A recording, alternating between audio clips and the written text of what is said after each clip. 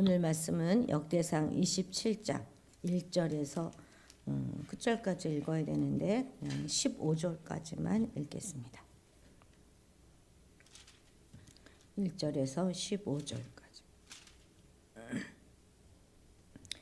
이스라엘 자손의 모든 가문의 우두머리와 천부장과 백부장과 왕을 섬기는 관원들이 그들의 숫자대로 반이 나누이니 각 반열이 24,000명씩이라 1년 동안 달마다 들어가며 나왔으니 첫째 달 반의 반장은 삽디엘의 아들 야소부암이요 그의 반에 24,000명이라 그는 베레스의 자손으로서 첫째 달 반의 모든 지휘관의 우두머리가 되었고 둘째 달 반의 반장은 아호와 사람의 도대요 또 미글롯으로 그의 반의 주장이 되었으니 그의 반에 24,000명이요 셋째 달 군대의 셋째 지휘관은 대제사장 여호야다의 아들 분하야요 그의 반에 24,000명이라 이 분하야는 30명 중에 용사요 30명 위에 있으며 그의 반 중에 그의 아들 암미사밧이 있으며 넷째 달 넷째 지휘관은 요압의 아우 아사엘이요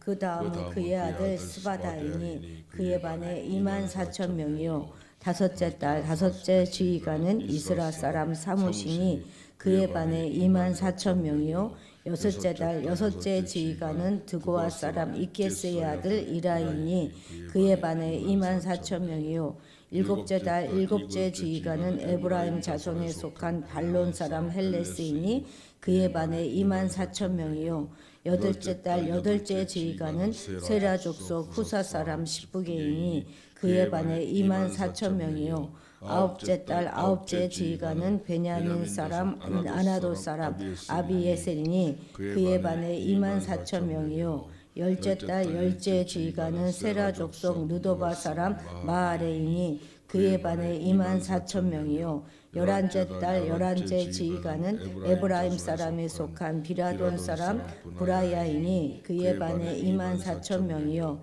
열두째 달 열두째 지휘관은 온니엘 자손에 속한 느도바 사람 헬데니 그 반에 24,000명이었더라. 아멘. 오늘 이 27장에서는요 다윗의 행정 조직 정비에 관하여 다루고 있는데요. 그 중에서도 이제 12반열의 군사 편제와 지방 행정관 임명에 대하여 기록하고 있는 장입니다. 먼저 군사 조직을 언급하고 있는데 우리가 15절까지만 읽었죠. 우리도 다윗 시대에 들어서 이제 처음으로 상비군이 조직됩니다. 그런데 여기서 말하는 상비군이라고 하는 것은 직업 군인을 말하는 것이 아니라 국가 비상사태를 대비하기 위하여 조직된 민병대를 말하는 것입니다. 이 군대는 상시 운영되는 것은 아니고 12개 반차로 편성되어서 한 달씩 1년 중에 한 달씩 교대로 복무하는 그런 체제이죠. 우리 1절 같이 읽겠습니다. 이스라엘 자손의 모든 가문의 우두머리와 천부장과 백부장과 왕을 섬기는 관원들이 그들의 숫자대로 반이 나누이니 각 반열이 24,000명씩이라 1년 동안 달마다 들어가며 나갔으니 좀 무슨 말인지 이해가 되시죠? 이스라엘의 상비군은 이스라엘 가문의 우두머리, 백부장, 청부장, 왕을 섬기는 관원들 이런 사람들로 구성되어 있었습니다. 그런데 그 다음 장 이제 28장을 보면 이들은 모두 성전 건축에 동참하도록 권고를 받습니다. 그러니까 이 조직은 단지 군사적인 목적뿐만 아니라 성전 건축을 위한 부역도 담당했을 것으로 보입니다. 그런데 이방 족속에 의해서 사방으로 둘러싸여 가지고 언제 어디서 적들에 의한 침입이 있을지 모르는 그런 당시의 이스라엘 상황을 고려해 본다고 한다면 참 이것은 적은 규모의 상비관을 둔 것인데 참 이런 것은 좀 불안해 보이기도 하지요. 그런데 우리가 잘 알다시피 다윗은 군인 출신이에요. 그리고 누구보다도 전쟁에 능하였기 때문에 그 외부 침입의 위험성에 관하여 정말 잘 알고 있었습니다. 그런데도 불구하고 이처럼 아주 소규모의 군대만 상비군으로 두었던 것이죠. 그리고 뿐만 아니라 이전에도 보면 그는 이방 족속과의 전쟁에서 승리해가지고 전리품으로 말을 1000필을 얻었던 적이 있었거든요. 그런데 그 중에서 100필만 남겨놓고 900필의 그 발의 말 발의 그 뒤에 그 힘줄을 다 끊어버렸어요. 그래서 과도한 군사력을 보유하는 것을 거부하기도 하였습니다. 이것은 결코 다윗이 잘못 판단했거나 혹은 객기를 부리고 있는 것이 아닙니다. 오직 이스라엘의 안전을 보장해 주는 것은 어떤 무기나 군사력에 있는 것이 아니라 하나님의 보호하심이다 하는 것을 그가 굳게 믿었기 때문이죠. 실제로 우리는 성경을 통해서 다윗 치하의 이스라엘이 이러한 적은 규모의 상비건을 두었기 때문에 좀 많은 그런 외침을 받았다. 그래서 위협을 받았다. 이런 기사를 한 번도 본 적이 없지 않습니까? 그렇습니다. 우리의 안전을 지키는 가장 확실한 길은 세상의 힘이 아니라 하나님의 보호하심을 믿고 의지하는 것입니다. 우리가 역사상 보면 헤롯 대왕의 경우에는 자기 왕위를 늘 불안해했어요. 그래서 그 왕위를 지키기 위해서 막 로마에 가서 막 아부하기도 하고 막 굴종 같은 그런 걸 다 하고 그랬을 뿐만 아니라 자기 조부를 비롯해서 아내도 그리고 아들들도 막 의심해서 죽였거든요. 그것도 모자라서 메시아 탄생 소식을 듣자마자 겁에 질려서 베들레헴에서 갓 태어난 어린 아기들을 무참히 사륙하는 그런 마등을 저질렀습니다. 그러고도 늘 왕위에 앉아서 불안한 삶을 살다가 결국 말년에는 악질에 걸려서 고생하다가 아주 비참하게 고통 속에서 죽어갔습니다. 오늘날도 마찬가지잖아요. 자신의 안전을 위해서 높은 담을 쌓고 그것도 모자라서 이제 각종 첨단 장비를 갖춘 그런 사설 경비 업체까지 동원하는 이중 삼중의 그런 보호막을 쌓고도 날마다 불안한 삶을 살아가는 경우도 있습니다. 또한 대부분의 많은 국가들은 소위 안보 딜레마라는 늪에 빠져서 상대국보다 훨씬 더 많은 그런 군비들을 확보하기 위하여 엄청난 돈을 들이는 그런 군비 경쟁을 하면서도 여전히 그 불안함에서 벗어나지 못하고 있습니다. 정말로 우리는 우리를 진정으로 안전하게 지키는 길은 하나님의 보호를 믿고 하나님을 의지하는 것이면 우리가 분명히 깨달아야 하겠습니다. 그래서 언제나 우리를 눈동자와 같이 지키시는 하나님의 보호 속에서 이 험한 세상을 안정되고 편안한 모습으로 살아가는 그런 지혜로운 자들이 모두 되어야 하겠습니다. 이제 2절부터 끝에 우리가 읽은 15절까지는 매달 각 반차의 군대 지휘관들을 소개하고 있습니다. 그 소개의 마지막에는 항상 그의 반에 24,000명이요 라는 후렴구가 반복되어서 각 반의 임무와 그 인원의 균등성을 보여줍니다. 그리고 여기 나오는 반장들은 모두 다 다윗의 30인의 정예군 30인 부대에 속해 있는 사람들입니다. 자, 우리 5, 6절 같이 읽겠습니다. 셋째 달 군대의 셋째 지휘관은 대제사장 여호야다의 아들 분하야요 그의 반에 24,000명이라. 이 분하야는 30명 중에 용사요 30명 위에 있으며 그의 반 중에 그의 아들 암미사밧이 있으며. 3월 군대의 셋째 장관은 대제사장 여호와의 아들 분하야라고 하는데 그의 이름의 뜻은요 하나님이 세우셨다입니다. 분하야는 처음 다윗이 통치했던 그 당시에는 그렛 사람과 블렛 사람으로 구성된 그 시위대, 그 시위대의 대장 위치에 있었습니다. 대장이긴 했지만 그는 여전히 다윗의 뛰어난 새 용사, 거기에는 미치지 못하는 위치에 있었을 뿐만 아니라 요압 장군의 지휘 아래에 있었습니다. 다윗 시대 군대 장관은 요압이었잖아요. 그런데 그 이후에 이제 요압은 왕위를 탐내던 아도니아를 지지했어요. 그래서 솔로몬에게 막 쫓기는 신세가 되고 맙니다.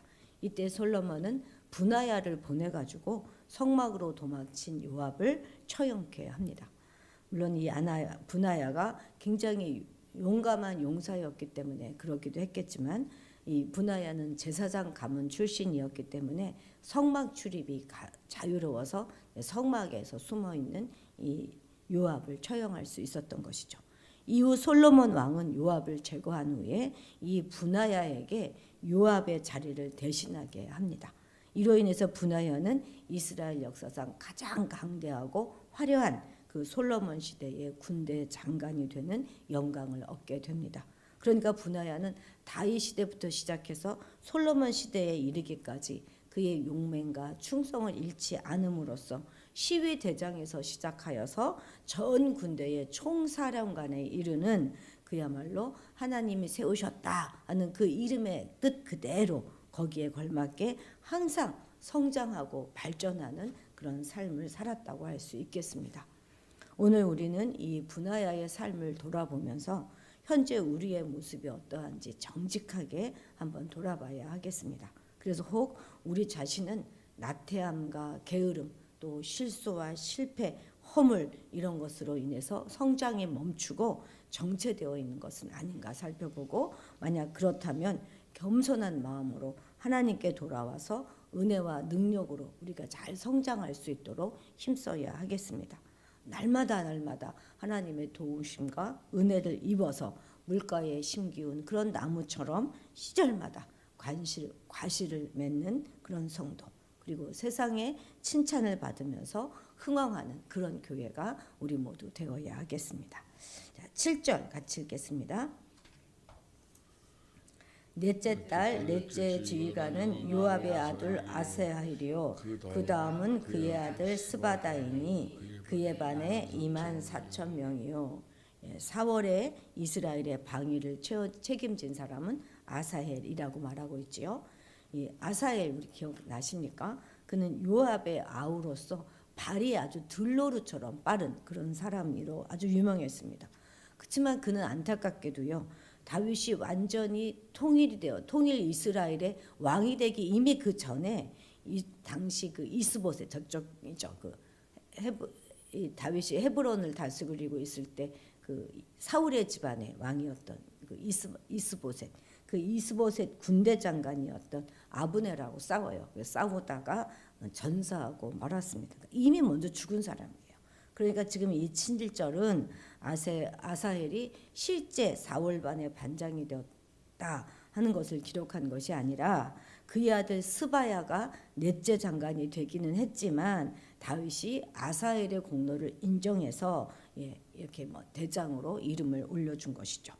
다윗은 이렇게 자신에게 은혜를 베풀었던 그러니까 이전에 보면 요나단을 기억해가지고 요나단이 죽은 후에 그의 아들 무비보셋을 막 찾아서 후대한 그런 기록도 우리가 보잖아요. 뿐만 아니라 압살롬을 피해 도망할 때 자신을 선대했던 바르실레의 그 친절을 임종 때까지 기억할 만큼 한 번 받았던 은혜는 끝까지 기억하는 그런 사람이었습니다. 그러니까 오늘 본문에 이 아사헬의 이름이 기록된 것 역시 다윗이 자신에 대한 아사헬의 충성을 기념하기 위해서 그의 아들 대신에 그 자리에 임명함으로써 받은 은혜를 갖기 위함이었다, 이렇게 보는 것이 옳을 것입니다. 어쩌면 다윗이 이처럼 함께 고생했던 부하들의 수고와 과거의 은혜를 잊지 않는 이러한 훌륭한 인품을 지녔기 때문에 많은 사람들의 이런 충성스러운 도움을 받아서 마침내 통일 이스라엘의 왕위에 올랐을지도 모르겠습니다. 그런데 오늘날 우리 주변에 보면 이처럼 은혜를 잊지 않는 사람이 많습니까? 아니면 은혜를 새까맣게 잊어버리고 그냥 자기가 잘나서 이만큼 살고 있다 이렇게 생각하는 사람이 많습니까? 어려울 때는 마치 생사고락을 영원히 함께할 것처럼 하다가도 정작 위기에서 벗어나고 나면 함께 고생한 사람들의 수고를 완전히 잊어버리는 사람들이 훨씬 더 많지 않습니까? 목회를 하다 보면 사람들에게 참 실망을 하는 경우가 많은데요. 참 인간이란 달면 삼키고 쓰면 뱉는 그런 존재들이구나 하는 것을 실감할 때가 참 한두 번이 아닙니다. 하긴 자식들도 그러는데 말해 뭐 하겠습니까? 우리가 흔히 하는 말 중에 토사구팽이라는 말이 있지 않습니까? 무슨 뜻이죠?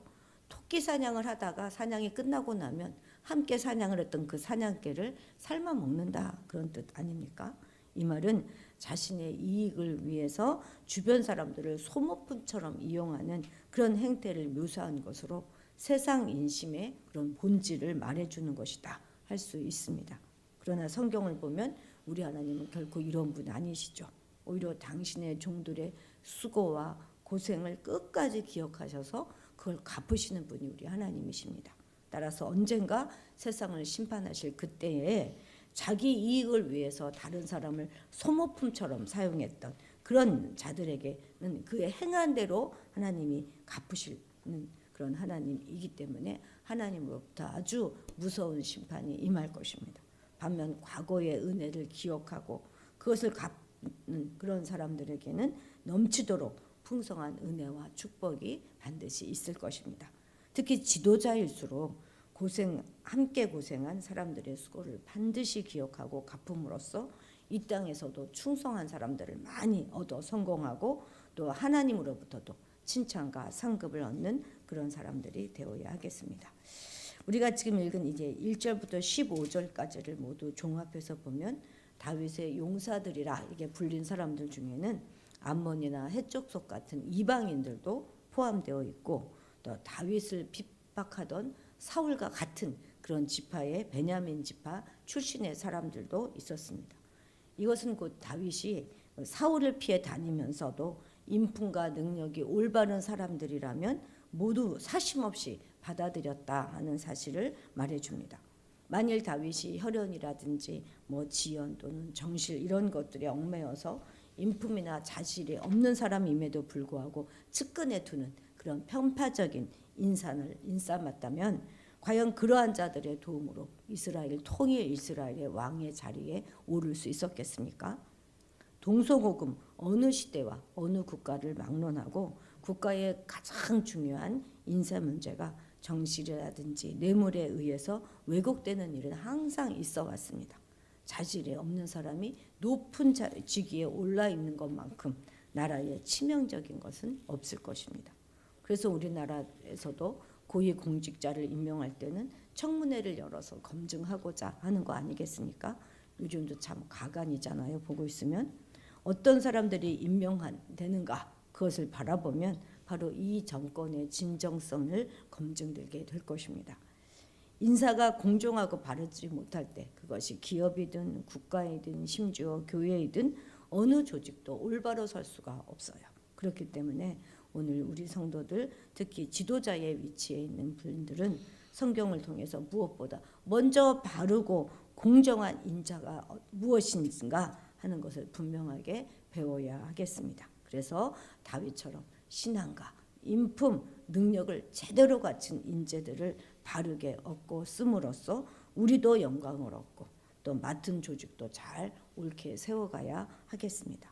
오늘은 우리가 기도할 때 우리나라 국가 조직 가운데도 바른 사람들이 마땅한 자리에 올바르게 임명될 수 있도록 늘 우리가 기도해야 하겠습니다. 기도하시겠습니다. 우리와 늘 동행하시면서 지켜주시는 하나님 아버지, 오직 우리가 우리의 능력과 우리가 가진 것들을 의지하며 살아가는 것이 아니라 하나님만을 의지하며 겸손하게 살아감으로 가장 안전한 가운데 살아갈 수 있도록 도와주옵소서. 살아가며 어려울 때 함께했던 우리가 또 함께 기도했던 우리 믿음의 동지들의 도움을 늘 잊지 않게 하시고 끝까지 믿음의 의리를 지켜가는 우리가 되게 하옵소서. 인사가 만사인데 우리나라 주님 지켜주셔서 최고 통수권자를 비롯한 모든 장관들의 인사가 올바른 사람들이 그에 합당한 자리에 올라 오직 이 나라를 하나님의 마음에 합한 그런 나라로 잘 이끌어갈 수 있도록 하나님 도와주옵소서. 감사드리며 예수님의 이름으로 기도드렸습니다. 아멘.